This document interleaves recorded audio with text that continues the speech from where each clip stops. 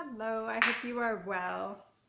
I was researching yesterday, and it seems that COVID has caused me histamine intolerance, which explains so many things. And before COVID, what was I doing? I was eating the worst possible food for histamine: ferments, kombucha, avocados, and spinach. So I definitely triggered histamine release, and then I got COVID. And then I felt great after COVID. And then 2 months later, my body's jumping all over the place. And supplements normally that work continuously work for a week and then stop working. I'm like, what is going on? I even embarked on a fast. That even didn't really help. So I started researching, and sure enough, this long COVID, which I didn't think I had because I didn't really have fatigue, but did it ever affect my digestion and bladder, which were vulnerable points before COVID? And so I read about histamine intolerance and a low histamine diet. I got very emotional because the list is long. But what I'm going to do is, after I complete my fast, is I'm going to commit to a month. I'll see how I feel after. For sure, God willing, I'll feel so much better. But absolutely no kombucha, no fermented foods, no mushrooms, no soy sauce, chocolate, caffeine. The list goes on and on and on. It's sugar. Um, and I find that I got pretty emotional about it. So I'm also going to join the gym because I know it's going to be really good for my um, for my symptoms. And it's when they get like challenging, then we get strong about having, you know, better better health, right? And also DAO is very good for histamine intolerance. It I don't know how to say it exactly, maybe dissolves the histamine. So there's a animal source which I would prefer not to take, which is kidney, um, like a kidney extract. And then there's a vegan source, which I am going to do, and that is pea shoots. So I ordered peas off Amazon, and I need to research and get a soil medium. I want a medium that I don't have to actually have dirt, because then you bypass the chance of having, bacteria, and I don't really like having soil in the home either. So they say a coconut coir combined with perlite is good. And they also have mats. I'm researching it, but I got the peas.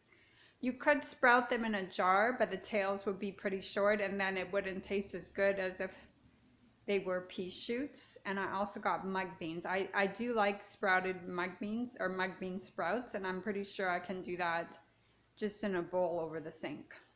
And there are probiotics that are good for this. And then there are probiotics that activate histamine levels. Also, hibiscus tea is really good. I ordered some of that. It should be coming. Funny enough, after I had COVID, I went for tea with a friend, and I had quit coffee because coffee was like making me feel so bad. And I didn't know what to have. So I asked what kind of tea, and one of the options was hibiscus, and I'd never had it before. And I was a bit nervous. Like, anytime trying new things, my body can react positively or negatively. I felt so good the next day. And I did order a box, and then I ran out and I forgot about it. And because my body is kind of jumping all over the place, for the first time in like 20 years, I'm ordering all these supplements going, maybe this one will work, maybe that one will work. Like, I haven't been in this place for a long, long time. This is also very good, is liposomal vitamin C, and I ordered some more. Some of them have sunflower oil in them, which I don't want. And that one has sunflower lecithin, which I prefer. And also, this is very good, quercetin. Now, what I did, which probably upset my body too, is I took like older supplements, and they had been in my home for a long time, and it was humid in the home. And mold is another thing. Mold, pet dander, dust is another thing that activates the histamine. So no olives, no capers, no vinegars, no ketchup, no mustard, no mayonnaise. I mean, no chocolate. I was pretty emotional yesterday thinking about having to follow that. No pineapple, uh, very little lemon juice, no citrus. I mean, I said, okay, let me do this for a month. Let me see. And then today I watched a video and the doctor was explaining long COVID and that you could follow the low histamine meal plan for like 4 to 6 weeks and then slowly introduce foods back in. I will do that. I will try to exercise a lot of restraint because I really don't want to go back to these symptoms. And I have a greens powder. I have all kinds of things I can't even think right now. Apples are supposed to be very helpful, and actually the day of my wedding or the day before my wedding as well, because I was so nervous, as a bride you always want to fit into your dress and look nice, and you have a lot of pressure, and I was eating apples, and I remember like I felt really good. I'm just trying to get the sun here out of my face a bit. So apples are good, berries are good, beets are good, asparagus, no spinach. And the day before my fast, I had apple cider vinegar and brown rice. Wow, that really activated, so you're thinking all these things are healthy, right? Because, everybody's into the ferments now, and I bought a whole kit to make ferments. I was making them at home. And I had no idea that it was like, even before getting COVID, it was activating my histamine. And luckily my husband was like, oh, that doesn't taste good. Like, of all the things I made him, that was the one thing that he didn't like. Had he loved it, I'd probably still be making the ferments for us and feeling terrible. So definitely I'm not going to have any kombucha. And for this cleanse, I've been doing coconut water, fiber, herbs, but really nothing much is like happening for all this effort, which is also unusual.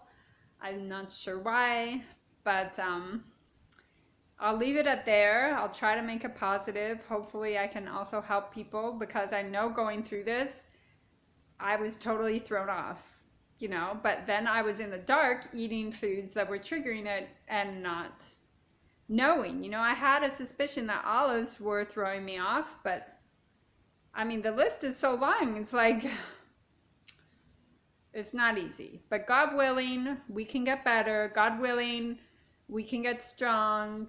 God willing, we can have, the strength to find what is healthy. And I really believe that exercise will be of great value. I know that I always feel better emotionally when I exercise. I feel like I have like a good energy around me that offsets, stress or other people's energy. And it's been a while. So I made my husband promise that we could go and look at the gym, and that I'm gonna commit, especially after this cleanse, I'll have more energy and more desire. And I wrote a prayer that I desire to go to the gym again, because it's been so long that I really had it in me. I used to be like, I have to go to the gym, and I haven't had that desire for a long time. When I had the jealous, toxic ex-partner, he didn't want me to go to the gym, and that was really sad, because that was my outlet. That was how I felt good. Now you could say, how could you even get into a relationship? And these people are master manipulators. And when you're emotionally lonely and you feel that you want comfort is just the whole relationship wraps you up and you're put in positions that you didn't think you would be exposed to. But today's gonna be a good day. I got dressed. I always get dressed pretty for my husband. I have this really pretty little sapphire heart and blouse and a camisole, and I made this really pretty belt. It's like it has flowers from a headband that I had, and I sewed velvet, and then I put a snap on the back, and then I have my long skirt. So it also cheers me up to look pretty, you know. And sometimes we go out. I was probably the fanciest person at the grocery store yesterday, but you know, it lifts me up, and really embodying the feminine is so important. You know, our secular world wants women to act like men and men to act like women. It's just so upside down. And currently I'm in a position to, you know, go through candidates for something, and you wouldn't believe how many women out there think that they're like posing for these Instagram type pictures wearing nothing, like look like they should be, they're like marketing their bodies. Wow, like I look at them and it's like, next. I would never even consider. And it's not just the women, but it's men are like, there's so much unhealthy behavior, and it's not an exception of just a few people. It's most, you know, I went through 50, 75 people, and most all of the people and their pictures, it's just like, oh, I mean, wow. And a lot of these people are single, because that's also the destruction of our societies, the destruction of relationships, and are posing, and then they're saying they're so proud of their babies or their daughters or their sons. Like, what kind of an example are you setting for your child to have your boobs hanging out and your clothes see-through? And it's just horrendous, and I just couldn't believe it, because normally I'm not looking through people's, you know, photos and profiles, and I don't know what, you know, all these people are doing. I'm telling you, the majority, it's not the minority. The minority, there was maybe 3, 4, 5 people who, you know, had their stuff together and looked like a normal person. And here these people are thinking, you know, they look so beautiful and they look so attractive. No, it's just from a perspective of somebody that needs help from the public. I am never going to ask that. Like, it's showing me the value system is so low. I mean, caked on makeup and fake this and fake that, and not even covering themselves. When we grew up, I mean, a kid dressing like that or a teenager dressing like that would be the laughing stock of the school. Plus, they didn't even sell clothes like that. And now it's normalized. You see young girls with shorts so short you can see their buttocks. And, you know, ladies, you deserve to have a good husband. You deserve to have a husband that takes care of you and protects you. You're advertising yourself like that, you'll get men that are nothing in it for besides the fun, you know. And you should not have to take care of a man. My husband is amazing. He takes care of me, and he takes care of me emotionally, and, you know, because I dress and I am a feminine woman, and so you're gonna attract a good man. It doesn't mean that it's always gonna be perfect. I had my challenges. But when I had my challenges in relationships, I wasn't observing the Sabbath, and I wasn't dressing modestly. You know, had I observed the Sabbath, I don't think these players would be interested, because Friday and Saturday night is their night to party, you know. But you never know. There's some that really can play it up and have all kinds of girlfriends, and you're one of the other ones. But you need also to value yourself and not put up with this. It's just a mess, today's society, and it's tough. It's tough. I'm not here to judge. It's tough for everybody. So I'm going to leave you here, and I hope you're healthy. Thank you. Bye-bye.